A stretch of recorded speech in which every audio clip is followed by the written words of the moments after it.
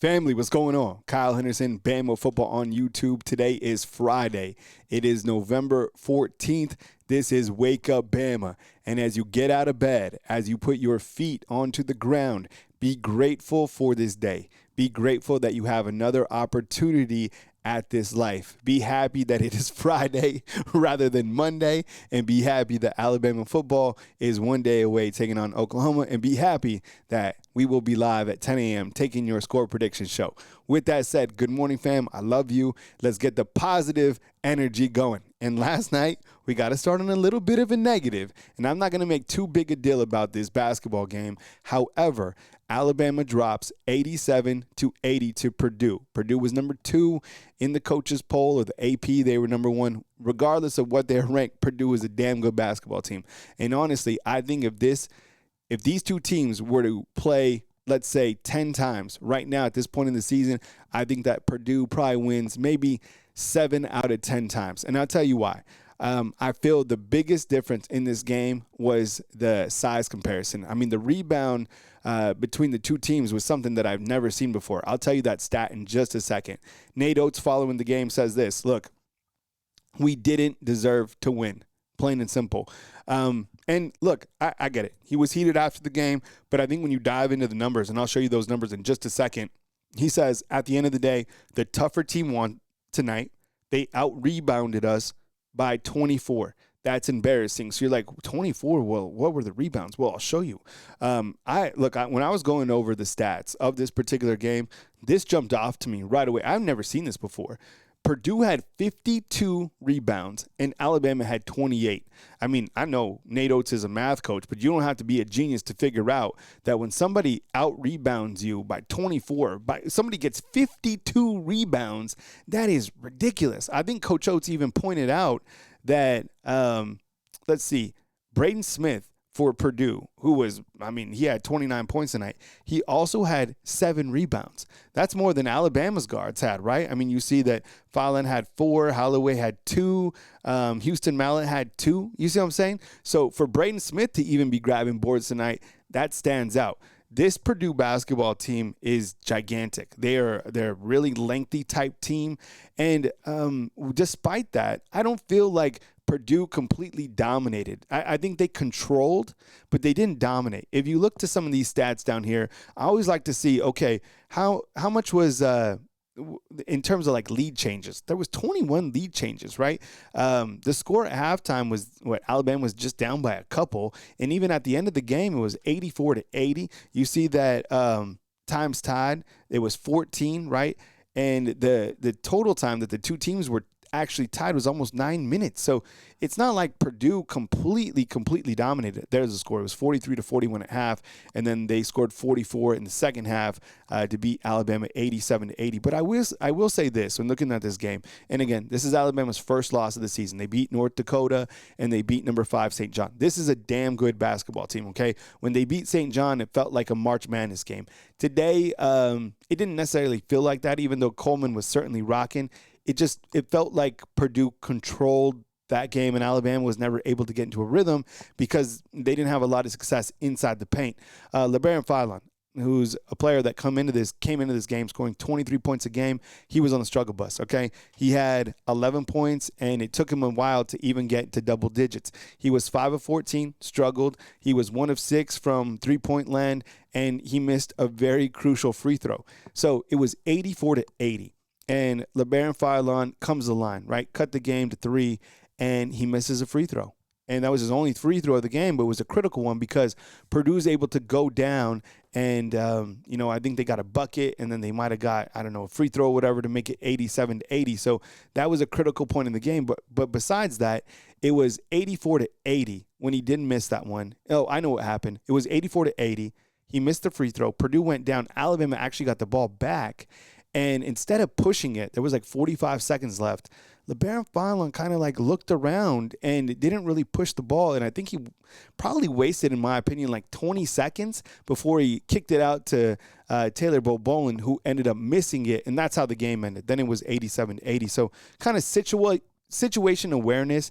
And I don't know. I mean, like I said, it's early in the season. It's the third game. I will say this. Purdue is going to be there. I'm going to be shocked if that's not even like a Final Four type team. Alabama basketball, I would say that they're certainly like a top 16 team, 100%. Are they an Elite 8 team right now? I don't know, maybe. But they still have a lot of room to grow. I did see more positives, at least from kind of the playing style of Wright-Sell. I know he was kind of on the struggle bus as well. How do you expect him to even score? I mean, he's going up against, Towers, 2 of 9, and then one from 6 from the three-point range. But still, I thought he was active in how he played. That Alabama got good play from Aiden Holloway. He's a player who's for 2 consecutive games, he scored over 20 points. He had 21 points, kind of had the hot hand tonight, 7 of 13 from the field and 5 of 9 from three-point land. Bo Bolin, he's one of my favorite players. He had a nice alley-oop slam. He finishes out with 13, 4 of 7, 3 of 6. Alabama basketball back in action, taking on, look, Illinois coming up. Then you have Gonzaga, UNLV, Clemson, Texas San Antonio, and then number 5, Arizona. For the last 4 consecutive years, Alabama basketball has had the toughest schedule in college basketball. Nate Oates isn't afraid to play anybody. And I know he wants to win this game, and I know he's probably pissed off about the rebounds and stuff like that, but the way that I look at it, I'm like, okay, you went toe-to-toe with Purdue. There was a lot of lead changes. This isn't the end-all. You're battle tested from this, but it does leave you kind of a sour taste in your mouth losing at home. So you move past it and you get ready for another good team from the Big Ten. Talking Alabama football now and kind of going into the score prediction. This is how I have I'm going to give you my score prediction, but I want to go over a couple reasons to kind of back that up, right? So I feel that in this particular game between Alabama and Oklahoma, I feel that Ty Simpson's going to be able to capitalize on a couple of deep shots. I think that, after watching Tennessee and Oklahoma, Joey Aguilar was able to go deep on Oklahoma many different times, and I think Ty will have that success. I don't feel confident still about the running game, and in fact, I kind of feel that the running game, no matter who the running back is, my prediction is that's going to kind of be more of the same. However, I would expect some explosives over the top from Ty Simpson and some of his receivers. That's just my personal prediction. Again, I can't tell the future, but I do feel based on some of the matchups that Alabama's going to have some opportunities to go deep. With that said, Oklahoma's pass defense is ranked within the top 30 in the country, and they are very active, as I've been saying, in terms of getting to the quarterback.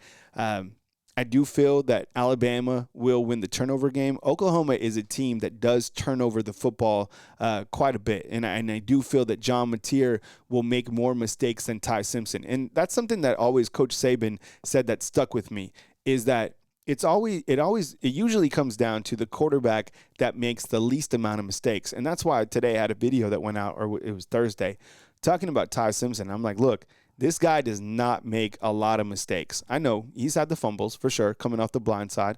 4 games in a row he's had a fumble? I'm talking about forcing a ball. I'm talking about throwing an interception on a 3rd down and 7. I'm talking about throwing an interception inside the red zone. Ty Simpson does not do that. Some of the turnovers that he's had, those fumbles, the blind side, you get hit in the back, and you see if you can hang on the football. So overall, I think that Ty Simpson once again outduels another very good quarterback. And I feel at the end of the day, the Alabama defense will hold through. I think that a lot of talk has been about Oklahoma's defense. I guarantee you Brett Venables is thinking about the Alabama defense, from the defensive line all the way to the secondary. I am curious to see if Quay Rusaw is able to go on Saturday. And if he is, how does Alabama utilize him on the field? Is he kind of on a rep count? What do they do with 42? Now that Quay Rusaw is back, do you play both of those guys? You can't. There's no way in hell that you can take 42 off the field. I look to it as a kind of an added bonus, right? Ty Simpson on Oklahoma, he said, look, everything stands out about Oklahoma's defense.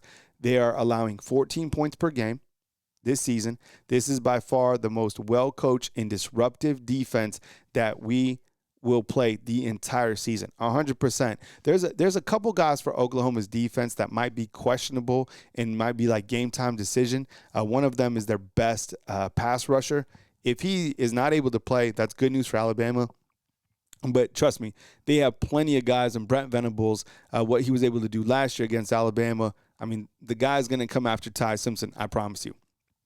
Okay, for this weekend, as you know, this video is powered by our friends at Sleeper. When you use a promo code, which is Tailgate, you get a $100 deposit match up to $100. Sleeper's fun because you can make more or less picks. So I've been asking you guys, more or less for John Mateer, 200 yards passing against Alabama.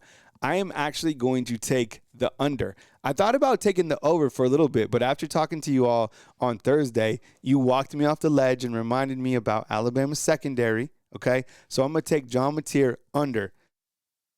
Even though I'm a huge John Mateer guy, like I think he's a damn good quarterback. I really do.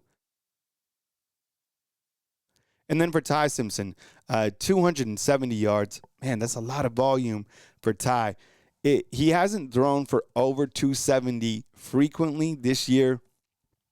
I think I might take the under as well.